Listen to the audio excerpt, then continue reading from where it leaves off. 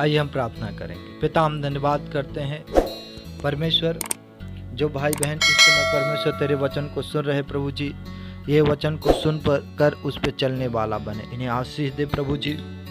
जो तेरा वचन कहता है ओ परमेश्वर, वो पृथ्वी और आकाश टल जाएगा, तेरी बातें ना टलेगी। इस समय ये वचन इनके हृदय में सील होने पाए, इनके जीवन में वचन काम करे। पिता यीशु के नाम मांगते, आमीन। आइए हम पढ़ेंगे आज का जो विषय है हमारा पश्चाताप के बारे में। आइए हम पढ़ेंगे, निकालने के योना की पुस्तक 1 अध्याय से हम पढ़ेंगे।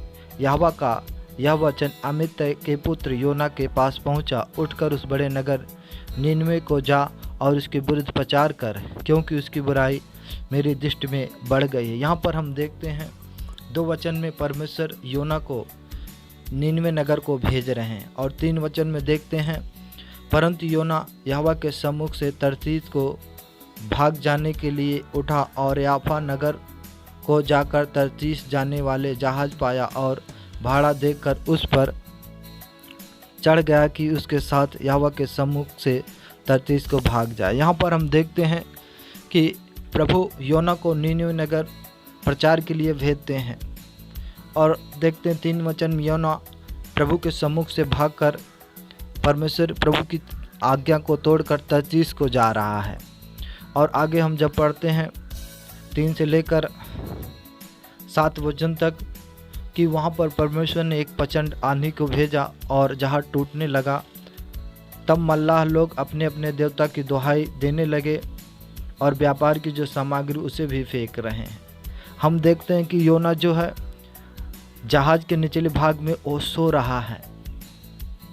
तब माझी ने निकट आकर कहने लगा, तू भारी नींद में पड़ा हुआ क्या करता है? उठ, अपने देवता की दुहाई दे, संभव ईश्वर हमारी चिंता करे और हमारा नाश ना हो।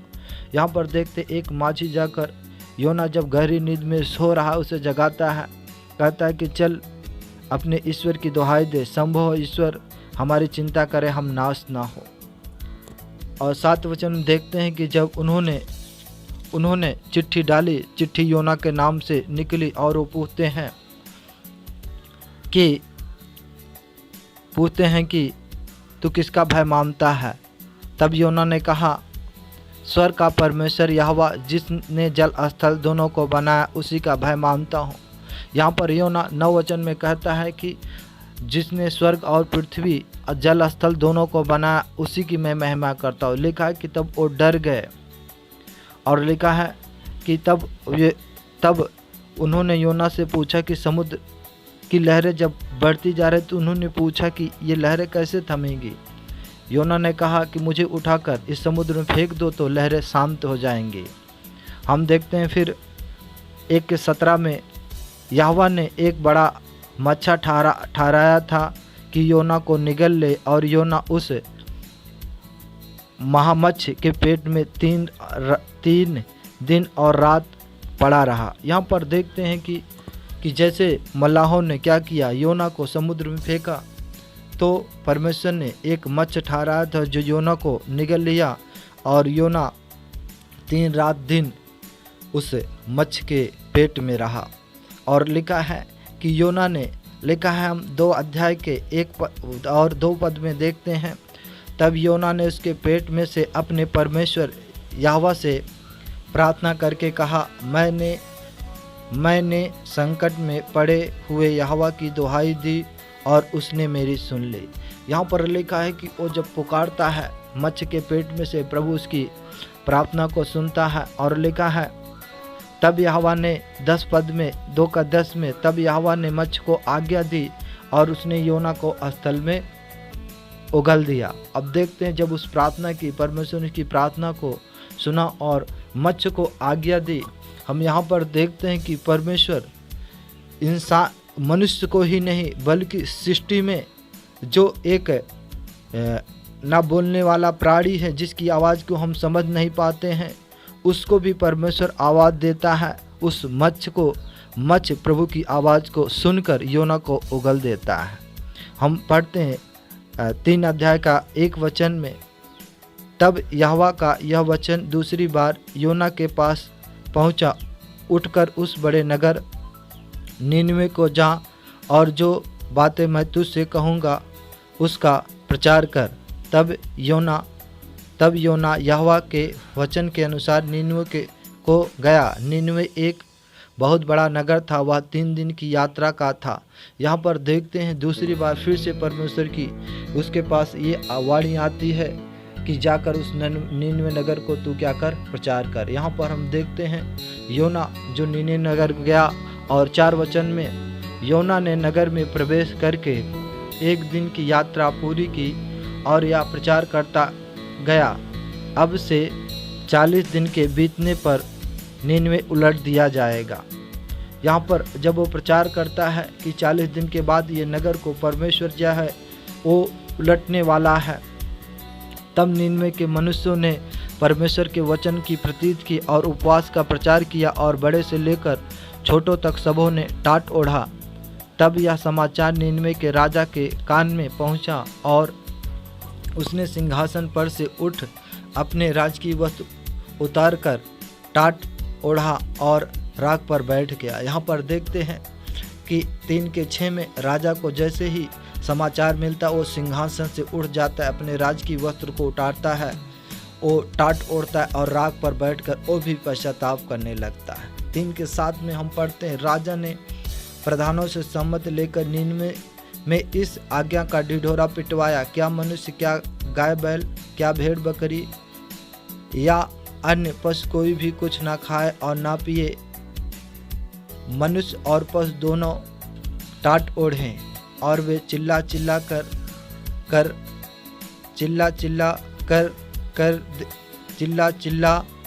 कर दे और अपने कुमार से फिरें और उस उपद्रव से जो वे करते हैं पश्चाताप करें। यहाँ पर हम देखते हैं कि राजा की एक आज्ञा वहाँ पर निकली, मनुष्य पशु भेड़ बकरी कुछ भी ना खाएं और चिल्ला कर क्या करे, या परमेश्वर की दोहाई दे और अपने कुमार से फिरें, पश्चाताप करे, जो उपद्रव वो करते हैं पश्चाताप करे। और 9 वचन में 3 के 9 में हम पढ़ते हैं, संभव है परमेश्वर दया करे और अपनी इच्छा बदल दे। हम यहाँ पर देखते हैं कि जब वो पश्चाताप करते हैं तो कहते हैं कि संभव परमेश्वर हम पर दया करे और अपनी इच्छा बदल दे और उसका भड़का हुआ कोप शांत हो जाए और हम नष्ट होने से बच जाएं। यहाँ पर हम देखते हैं जब एक मनुष्य परमेश्वर की आज्ञा को तोड़ता है तो वो परमेश्वर से दूर हो जाता है, परमेश्वर की महिमा से रहित हो जाता है। तो अपने लिए वो परमेश्वर के क्रोध को क्या करता है, कमाता है। और हम देखते हैं कि जब एक मनुष्य पश्चाताप करता है, परमेश्वर से पश्चाताप करता है, परमेश्वर के सामने अपने गुनाहों को मानता है, अपने कुमार से फिरता है, तो हम देखते हैं कि वो फिर से पश्चाताप करने के द्वारा प्रभु से जुड़ जाता है।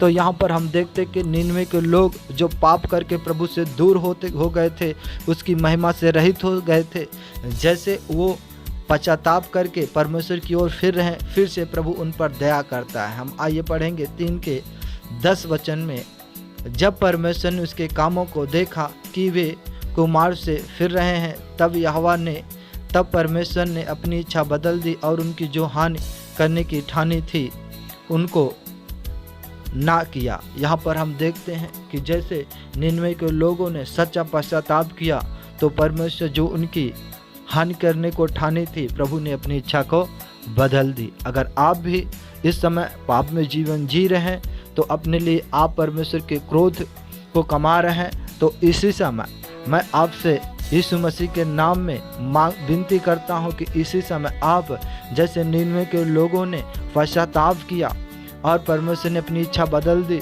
तो इस समय